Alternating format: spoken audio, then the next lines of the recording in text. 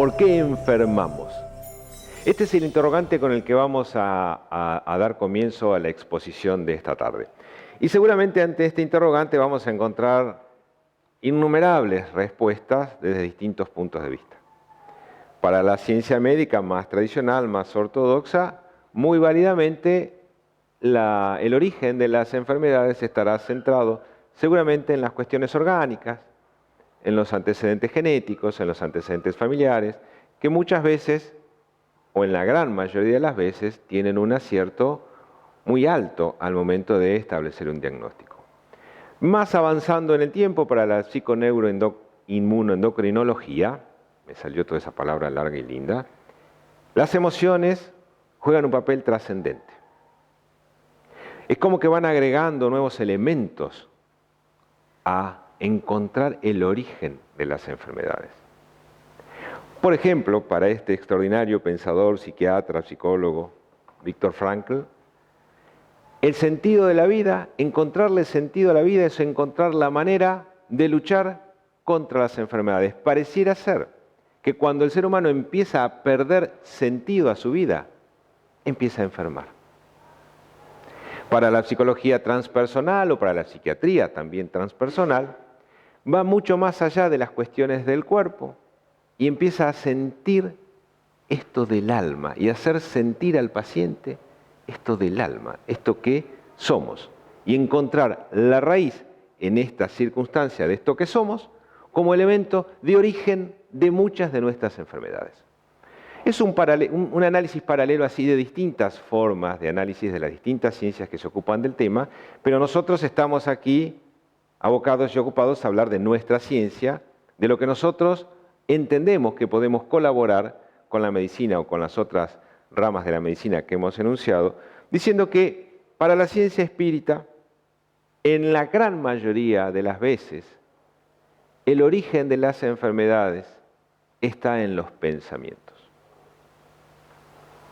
Y vamos a ir viendo despacito, en la medida que el tiempo nos permita, también un paralelo y cómo podemos hacer, en todo caso, si centramos la atención en esto de los pensamientos, cómo podemos hacer para corregir los pensamientos y que nuestro estado de salud mejore. Y si nuestro estado de salud no mejora por diferentes razones, que si el tiempo nos da también las vamos a abordar, que por lo menos nuestra calidad de vida, aunque permanezca la enfermedad en nuestro ser, que nuestra calidad de vida sea mejor. Sé que hay médicos, que hay profesionales de la salud en esta reunión, lo que nos llena de mucho placer y esperamos fundamentalmente serles de gran utilidad con esto que vamos a plantearles.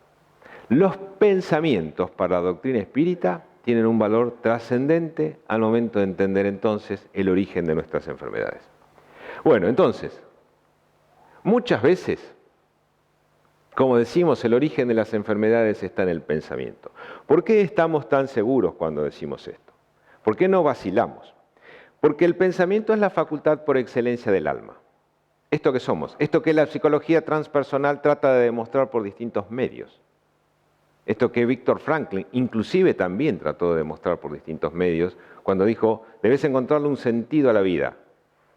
¿El sentido dónde? En los valores, en los principios, en aquello que hagamos, que está en otro lado y no en el cuerpo.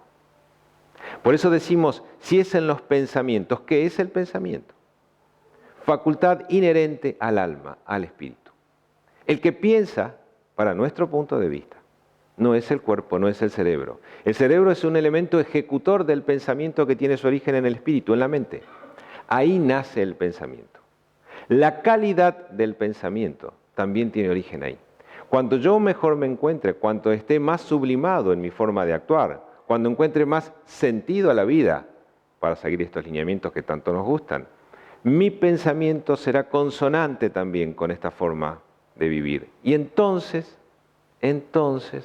si la enfermedad me ha visitado, modificando los pensamientos, puedo empezar a modificar mi estado de enfermedad. Seguimos. Tenemos una enfermedad que nosotros podemos llamar enfermedad de efecto. Lo dejo un ratito ahí para que empecemos a pensar juntos en este punto. Si nosotros somos capaces de entender a la enfermedad como un efecto, nos vamos a empezar a dar cuenta que encontrando la causa de esto que determina mi estado de enfermedad y sanando esa causa, yo podré estar sanando ese efecto. En todo caso, hasta podrá desaparecer el efecto casi sin que yo me dé cuenta. Y en este punto hay un libro extraordinario, lo recomendamos muchas veces, muchos de ustedes lo han leído, algunos se lo han devorado, les cuento, en una noche. Se llama Acción y Reacción. Otros me han dicho, no he podido dormir después de leer el libro por las cosas que he descubierto a partir de la lectura de esta obra extraordinaria. ¿Está Omar, Acción y Reacción? Sí, está. Bien. Una obra extraordinaria. En el capítulo 7 de esta obra, Acción y Reacción se llama el libro. En el capítulo 7, en un diálogo entre los espíritus que después traducen al médium que escribe la obra a través de la mediunidad psicográfica, le dice el espíritu instructor le dice que en verdad esto que nos pasa es la cuenta del destino creada por nosotros mismos. Es como que la enfermedad es la cuenta del destino creada por nosotros mismos. Es un poco más larga la definición, inclusive después de una definición extraordinaria de lo que es el bien y el mal. No se lo pierdan, es el capítulo 7. Recomendamos que lean todo el libro, naturalmente, para cuando lleguen al capítulo 7 tengan un panorama más claro. Pero si son ansiosos, si están nerviosos y quieren ver, llegando al capítulo 7 van a encontrar esto que les digo. Cuenta del destino creada por nosotros mismos. Somos responsables exactamente de todo aquello que hagamos, de todo aquello que pensemos, de todas aquellas decisiones que hayamos tomado en nuestra vida. Esto va a ir marcando, nos guste o no nos guste, los determinados efectos que podrán ser saludables o no en función de las causas que hayamos generado. Entonces, nosotros nos transformamos de esta forma en herederos de nosotros mismos. No le podemos echar la culpa a nadie. Somos nuestros propios responsables a través de esta cuenta del destino creada por nosotros mismos. Podemos decir, en función de esto, y centrando la atención siempre en nuestro punto de vista, que es el pensamiento como esa facultad inherente al alma, inherente al espíritu, que cuando se presenta la enfermedad en nuestra vida, esto se presenta como un conflicto entre el cuerpo y el alma. El cuerpo que resiste y el alma que es el que piensa. Ese pensamiento que tiene origen ahí en el alma o en el espíritu, cuando es desafortunado, cuando tiene características pesadas, cuando tiene elementos que lo marcan como un pensamiento de angustia, como un pensamiento de angustia que se prolonga en el tiempo, angustia que prolongada en el tiempo puede derivar en una melancolía, que derivada en el tiempo puede traer una depresión. El cuerpo va sintiendo y va luchando y empieza el conflicto porque intenta defenderse de ese bombardeo que nosotros mismos enviamos a través de nuestro pensamiento, y en esa lucha, en ese conflicto de intereses entre el cuerpo con su sistema inmunológico que intenta defenderse y el bombardeo que el pensamiento nuestro va generando, hace que, llegado a un punto, diga, basta, no doy más. Los médicos hacen todo lo que pueden, tratando de paliar este efecto. La medicina tiene avances extraordinarios, pero a veces inconclusos. Pero no es porque la medicina no sirva, es porque yo continúo bombardeando el cuerpo con estos pensamientos que lo van lastimando y aguanta todo lo que puede. El sistema inmunológico tiene como pequeños oídos y como no razona, sino que responde a lo que nosotros vayamos haciendo, nos va defendiendo hasta donde puede. Entonces, hay un conflicto de intereses, el cuerpo que resiste, y vaya que resiste, y vaya que resiste. Y nosotros, que a veces inconscientemente lo bombardeamos con este tipo de pensamientos y lo vamos lastimando. Se produce este conflicto de intereses. Y van a ver qué puede pasar, entre otras cosas. Así entonces, en este conflicto entre el cuerpo y el alma, por ejemplo, voy a citar algunos, hay cientos y cientos y cientos. Pero por ejemplo, el dolor de garganta aparece cuando no nos comunicamos. Quiero contar un montón de cosas y no me sale. Quiero decir un montón de cosas y no me sale. Estoy en un lugar en el que es necesario que me escuchen y no puedo hablar por diferentes razones. Vivo en una familia en donde no soy atendido ni entendido. ¿Aparece el dolor de garganta? ¿Por qué? No puedo comunicarme. ¿Saben una cosa? Si nosotros no nos podemos comunicar, no nos podemos amar, porque previo a cualquier conocimiento, para que yo pueda conocer a alguien, previo a eso, debo comunicarme siempre. Y si yo no me puedo comunicar, no puedo conocer. Si yo no puedo conocer, difícilmente pueda amar a alguien. Empieza este conflicto entonces que deriva en dolores de garganta, que a veces son dolores inocentes, a veces pasajeros. Pero cuando pasa el tiempo, los dolores de garganta producen una serie de complicaciones. Lo digo por experiencia. Y se sufre, ¿eh? Y se sufre. Bueno, por ejemplo, cuando está este conflicto entre el cuerpo y el alma, el estómago arde con las rabias. ¿Les pasó esto alguna vez? ¿Sí? Sí, pasa, ¿no? Pasa. Y cuando arde con las rabias, las derivaciones pueden ser múltiples. Después uno va al médico, el médico trata nuestra acidez estomacal. Pero si nosotros no eliminamos el origen de la rabia, el origen de la bronca, ese problema estomacal va a estar siempre. Y arde de verdad, ¿eh? ¿Cómo se siente acá? Así entonces, el cuerpo engorda con la insatisfacción. Un psiquiatra amigo, especialista en neurolingüística, en una charla mano a mano hace algún tiempo en nuestra casa, yo le preguntaba acerca de la obesidad, por distintos casos que tenía intención de tratar, y qué opinión tenía respecto a este tema desde su posición de especialista en psiquiatría y en neurolingüística. Y él me decía que es tan fuerte la insatisfacción que siente en lo íntimo el obeso o la obesa, que no encuentra otra manera de suplantarlo que no sea comiendo. Y en paralelo a esta insatisfacción, me decía él, desde la neurolingüística, hay una necesidad de acumular por viejos temores, que si no desaparecen, temores que tienen que ver con miedo a perder cosas, acumula comida, acumula grasa y a partir de ahí toda una serie de complicaciones que empiezan a desarrollarse. Él me decía que en su consultorio, puntualmente en su consultorio, él la obesidad la trataba primero y antes que nada tratando de ver por qué la persona encuentra necesidad de acumular cosas en función de la insatisfacción que siente. Una relación plena y directa entre esto que somos, lo que pensamos y el cuerpo, este conflicto que vamos generando. La enfermedad es un conflicto entre el cuerpo y el alma, si entonces, por ejemplo, la diabetes invade cuando la soledad duele. Un médico amigo hace un tiempo, hace un año más o menos, estaba exponiendo sobre esta misma situación y él estaba aquí presente en la reunión. Y me decía que él nunca había escuchado esto, que le sorprendió porque él naturalmente sufre diabetes. Que se fue de la reunión y empezó a pensar, porque él nunca había evaluado esta posibilidad de sentirse solo.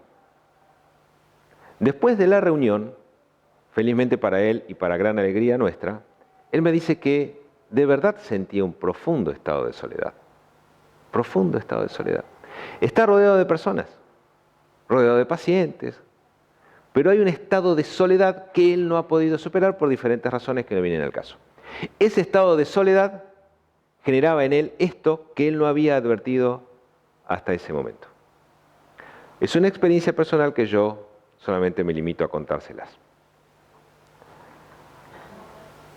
Así entonces, el dolor de cabeza oprime cuando las dudas aumentan. Son algunos detalles que queremos contar, ¿eh? No es que vamos a abarcar todas las enfermedades, pero por si alguno está padeciendo de esta circunstancia, de estas molestias o de estas enfermedades, a veces hay que atender estas cuestiones. Siempre como un elemento complementario de lo que la medicina puede darnos. Nuestro punto de vista, el punto de vista espírita, es complementario del médico. Nunca reemplaza al médico. Cuando alguien se acerca a nuestra casa buscando una sugerencia, un consejo, una idea en función de una problemática física u orgánica, nosotros es lo que hacemos y es nuestra obligación primera y principal mandarlo al médico. Derivar la persona para que la medicina, que es la ciencia puesta por Dios en la tierra para curar el cuerpo, atienda esa necesidad. Nosotros, por nuestra parte, acompañando el tratamiento con estos principios, podemos serles de gran ayuda, sin lugar a dudas. El dolor de cabeza oprime cuando las dudas aumentan, dudas que pueden ser de tan variadas formas que no podríamos enunciar, naturalmente. Dudas que pueden tener que ver con el miedo al futuro, dudas que pueden tener con el miedo en familiares, el miedo propio. Distintas circunstancias hacen que la duda invada mi vida y ese estado de tensión que genera la duda, como una opresión, va generando estos dolores de cabeza que, por cierto, cuando son continuados en el tiempo, también pueden traer otras derivaciones y sean de difícil tratamiento. La presión sube cuando el miedo y la tensión aprisionan. La enfermedad no es mala, simplemente avisa que equivocamos el camino. Algo tenemos que corregir. ¿Por qué decimos esto? Porque es nuestro pensamiento el gran generador muchas veces de nuestras enfermedades.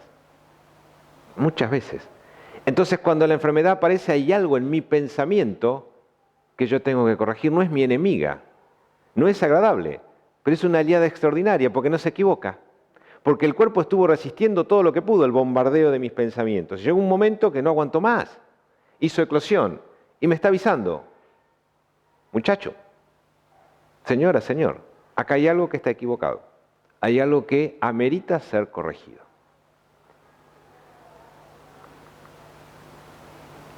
El pensamiento. Y este es uno de los elementos centrales sobre el que hoy queríamos abordar el tema, porque cuando nosotros hemos transcurrido, hemos avanzado con un tiempo importante sobre un dolor, sobre una molestia, sobre una enfermedad, tenemos de algún modo una flexibilidad mental que nos permite pensar, analizar estos principios, darnos cuenta en qué nos pudimos haber equivocado, con quiénes nos pudimos haber equivocado, qué puedo hacer, qué alternativas, qué rumbo tomar. Pero cuando ha transcurrido un tiempo de la enfermedad, de la dificultad. Ahora, la pregunta que nos surge, y nos surgía, y queremos compartirla con ustedes, es ¿qué podemos hacer? ¿Qué podemos hacer? ¿Cómo pensar bien en el mismo momento en que estamos sufriendo? Sea por una injusticia, un engaño, una pérdida. Pero cuando yo estoy ahí, partido por el dolor, cuando no tengo fuerzas ni para orar, ¿qué puedo hacer ahí? Porque pensar bien, cuando ha pasado un tiempo, es una tarea casi intelectual, casi de conveniencia. Es mi aliada la enfermedad y algo tengo que modificar. Pero cuando yo estoy ahí, sufriendo en el mismo momento una injusticia, una pérdida, un dolor, ¿qué hago? ¿Cómo hago? ¿Qué puedo hacer ahí, en ese mismo momento? Entonces, se nos ocurrió también compartir algunas experiencias. Me tomé el atrevimiento de hacerle esta pregunta a compañeros del ideal, a grandes estudiosos y prácticos del ideal espírita, para que ellos vayan contando de algún modo. Yo hice una especie de síntesis, además de nuestro aporte, con qué herramientas podemos contar en el mismo momento que estamos sufriendo. Y esto queremos llevarlo en esta reunión para ver si somos de verdadera utilidad. Si hay alguien que en este momento está sufriendo algo mucho y no puede pensar, o le cuesta pensar, o le cuesta centrar el pensamiento porque lo invade un dolor, lo absorbe el dolor y no le permite pensar en otra cosa que no sea en eso que está sufriendo. Vamos a ver, a pesar de esto, a ver qué podemos hacer. Vamos a ver. ¿De qué herramientas dispongo? Por ejemplo, puedo compartir el dolor, saber elegir con quién hablar. Pero compartir el dolor. Nadie podrá reemplazarnos en el dolor. Nadie. Porque el dolor es propio, es individual. Solo yo sé lo que estoy sufriendo. Pero si yo comparto mi dolor, el peso se aliviana. Nadie me reemplaza. No me pueden sacar el dolor de adentro, llevárselo, ni aun la más abnegada de las madres, de los padres, de los abuelos, de la amiga, del amigo. Por mejor intención que tenga, no podrá sacarme el dolor. Porque es mío, es personal, es individual. Pero si lo comparto, aliviano la tarea. Hay alguien que podrá entenderme, hay alguien que podrá decirme, estoy contigo, en algún momento esto va a pasar. Ojo con esto, lo único que tengo que saber es con quién compartir el dolor, para que no sea peor el remedio que la enfermedad. Si yo sé con quién compartirlo, en el compartir el dolor puedo encontrar una de las claves para empezar a pensar bien en el mismo momento que estoy sufriendo. Otra herramienta. Las terapias, naturalmente, la terapia psicológica, la terapia transpersonal, la psiquiatría y por supuesto nosotros ofrecemos la terapia espírita, la que va a ir directamente al hueso de la cuestión, ayudarnos a encontrar el origen de esto que estamos atravesando para poder desde esa situación ver si podemos resolver el efecto, la enfermedad que se ha presentado en nuestras vidas. Sin perjuicio de lo cual, la terapia espírita naturalmente no es la única, es la que recomendamos. Además por conocimiento, además por amarla, además por saber de sus resultados, pero no es la única. Importa que les sirva la terapia que elijan. Pero a veces es muy inteligente, en el mismo momento del dolor, buscar la terapia adecuada para el tratamiento. Otra herramienta de la que dispongo, darse un tiempo necesario, aunque evitar el aislamiento prolongado.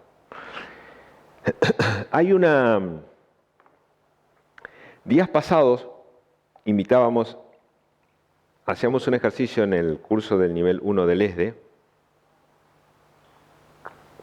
a propósito de esto de los cursos del nivel 1 del ESDE, si alguien quiere saber un poco más de qué se trata al final de esta jornada puede hablar con Adri o con Claudio y les darán detalles de lo que significan estos cursos de estudio sistemático de doctrina. En el nivel 1, en el que estamos desarrollando en este momento, a la par de otros, preguntábamos sobre esta cuestión. ¿Qué hace cuando usted está sufriendo? Entonces dábamos distintas alternativas. Una de ellas era si se aislaban, si lo compartían, bueno, etcétera, etcétera. Dábamos distintas alternativas. Sabedores que la actitud primera que todos tenemos, y en esta la compartimos con los seres vivos, con los animales, la del aislamiento, podía ser la más elegida. Y efectivamente, fue la respuesta más elegida en el grupo de nivel 1 al plantear esto. Lo que todos hacemos, en principio, cuando estamos sufriendo, es retraernos. El animal hace lo mismo.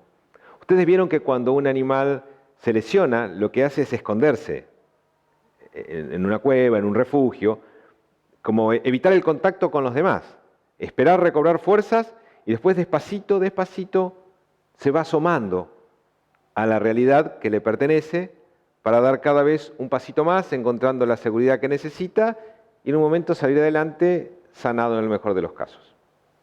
Los seres humanos, a semejanza de esto, hacemos algo muy, muy parecido. Cuando sufrimos nos retraemos, nos aislamos. Despacito vamos tomando aire, nos vamos dando cuenta que el mundo sigue avanzando, que la realidad sigue estando presente. Me voy asomando también para ver qué es lo que veo después de este alejamiento. Voy tomando fuerza, voy respirando y en el mejor de los casos salgo curado de la situación. Es una situación muy, muy parecida. Este aislamiento es un tiempo necesario que todos nos debemos dar. Si estamos sufriendo, es necesario que nos demos ese tiempo para pensar, para meditar, para analizar, para ver por qué esto me está pasando, qué debo corregir, qué debo hacer. ¿Falló la oración o habré fallado yo? Una única advertencia que se nos ocurre humildemente hacerles. Evitar el aislamiento prolongado, porque esto puede traer otras consecuencias, de las que no vamos a hablar hoy, pero sé que los médicos presentes saben, y la psicóloga presente, o los psicólogos que estén en el ambiente saben de qué estamos hablando cuando el aislamiento es prolongado. Hay otras derivaciones que esto puede traer.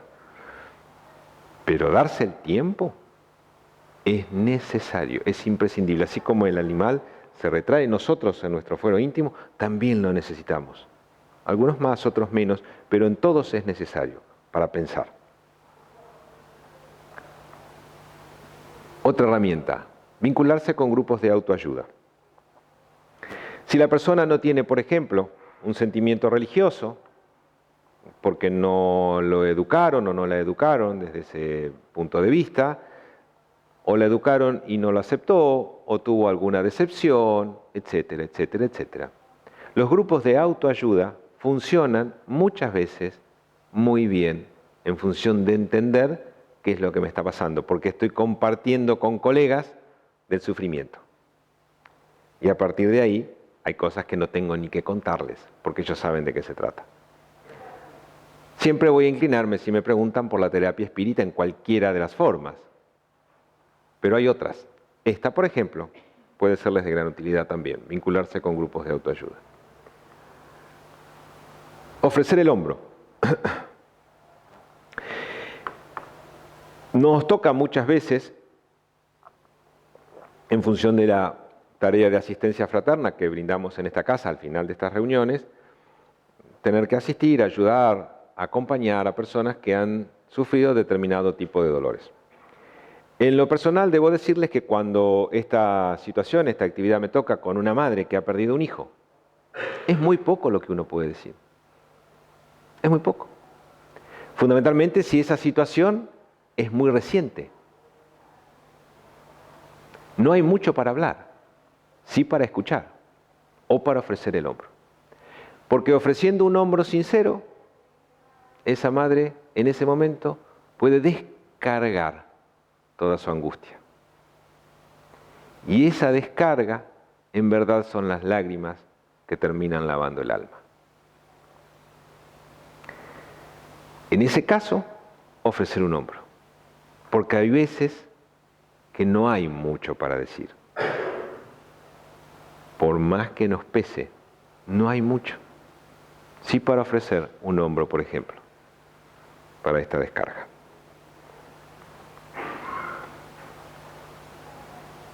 ¿De qué herramientas dispongo? Esta me la planteaban un amigo del ideal, un hermano mío del alma. Me decía, para mí la herramienta es buscar el sufrimiento ajeno. Coincidían también con él en esto, centrar el pensamiento en la necesidad ajena. Yo por las dudas le decía, pensá que lo que te estoy preguntando es en el mismo momento en que estás sufriendo. No estoy hablándote cuando ha transcurrido un tiempo y vos podés pensar. Sí, me dice, entendí perfectamente lo que me estás preguntando. Para mí, la herramienta por excelencia es buscar el dolor ajeno en el mismísimo dolor. Es lo que yo he hecho. Es lo único que a mí me ha salvado del dolor propio. Buscar el dolor ajeno. Esa posibilidad de encontrar, ser útil a alguien a pesar de mi dolor, es la herramienta que le permite pensar bien. Dificilísima. Dificilísima. En sus labios, alguien a quien yo le creo cada cosa que dice, asegura que es la herramienta por excelencia. Buscar el dolor ajeno aún en el mismísimo momento del dolor.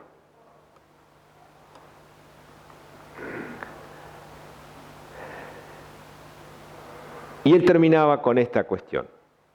Me decía, El hecho que generó el dolor no se modifica.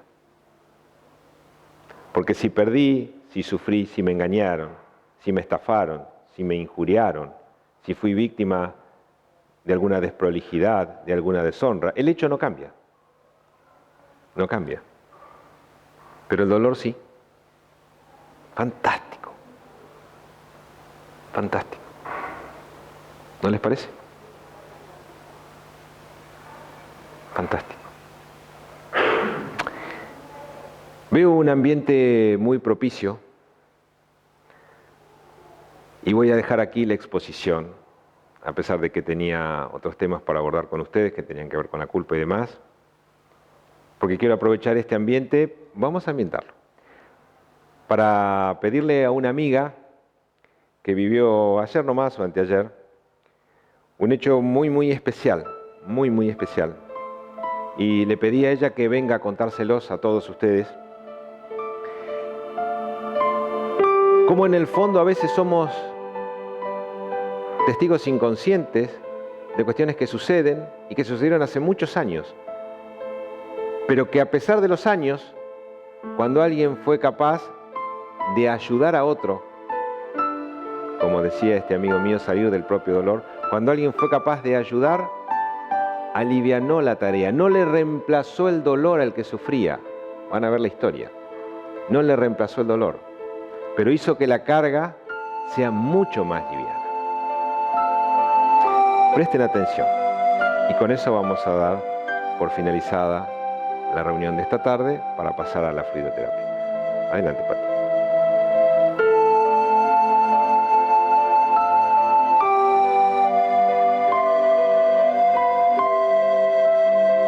Hola, ¿se escucha bien? Por allá atrás se escucha bien, ¿verdad? Bueno, con mucho gusto voy a contarles lo que me pasó hace unos días, como decía Raúl. Fui a PAMI a hacer un trámite para mi papá. Y bueno, cada vez que voy llevo material de lectura porque me gusta usar el tiempo positivamente. Así que tomé mi turno y me quedé sentada esperando, no sé, 10, 15 números a que me tocara. Empiezo a leer mi libro y al ratito se me sienta un señor al lado mío, un abuelo, muy simpático, haciendo algún chiste, queriendo caer bien. Entonces yo le daba lugar y me empezó a decir: ¿qué haces? ¿Estás haciendo algún trámite para tu mamá? No, estoy por mi papá, necesitaba hacer unas renovaciones. Ah, mira, yo tengo que hacerle unos trámites a mi esposa. Ella tiene ACV. Y vos sabés que me fui a la otra punta, me dice. Y me equivoqué, tomé un micro. Al final me tuve que venir hasta acá en remis. Qué caro que está todo. Sí, le digo, cuesta un poco acomodarse. Sí, está todo tan caro. Además, están pasando tantas cosas. ¿Vos viste? Tanta violencia. Y yo le digo que no me gusta mucho engrosar las dificultades, más por el contrario, me gusta apaciguar o buscar el equilibrio, la parte positiva de las cosas. Le digo, bueno, pero están cambiando las cosas, tenemos que tener paciencia. Sí, me dice, están cambiando, tenemos que tener paciencia. Sí, pero a nivel mundial vos viste que también está todo tan complicado. Y bueno, yo guardé mi libro y me dispuse a conversar con él. Le digo, bueno, lo que pasa es que tenemos que ser conscientes. A veces nosotros tenemos que sufrir y a partir de allí darnos cuenta, lamentablemente, de que las cosas pueden cambiar. Cambian las leyes, cambiamos los hábitos y todo puede mejorar en base a eso. Entonces me mira y me dice, qué bien que te educaron. Y yo me sonreí, le digo, no, lo que pasa es que estas cosas además las vivo porque soy parte de una ONG.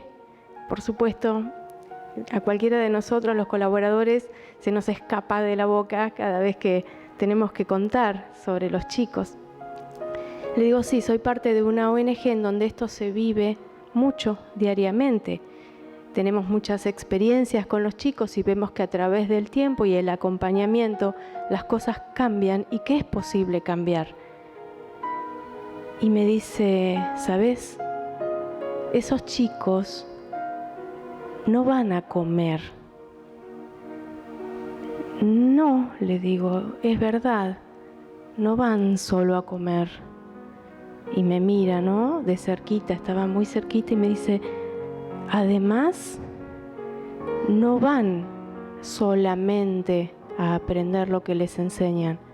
No, porque ellos, y yo me disponía a explicar, y él se me adelanta y me dice, ellos necesitan de los abrazos. Claro, le digo, claro. Sí, necesitan de nuestros abrazos, claro. Y además, me dice, necesitan de las sonrisas. Sí, tal cual.